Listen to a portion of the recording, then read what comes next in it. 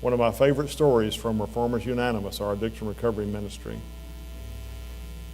is one that Steve Currington tells when he was alive about how one of his students, addiction recovery students, was struggling to want to go get a drink.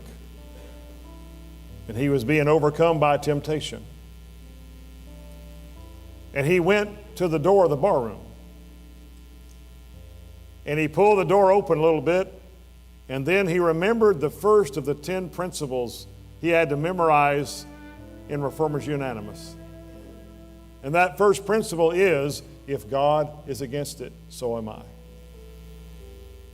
And so he said to himself, if God is against it, so am I. And he closed the door, and he walked away a few steps, and then he thought, oh, but I want a drink. He turned back around and went back to the door, put his hand on the doorknob, opened it up, and then he said to himself again, no, if God's is against it, so am I. If God is against it, so am I. And he slammed the door back down and walked away again. You know, he went through that a bunch of times.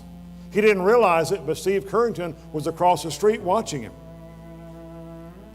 And he probably would have intervened, but he probably needed a good illustration for a sermon. So he let it play out, you know.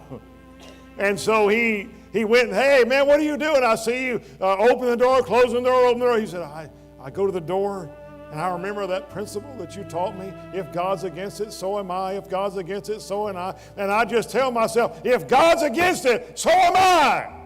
And I walk away. He talked to himself. And by doing so in that way, he helped himself.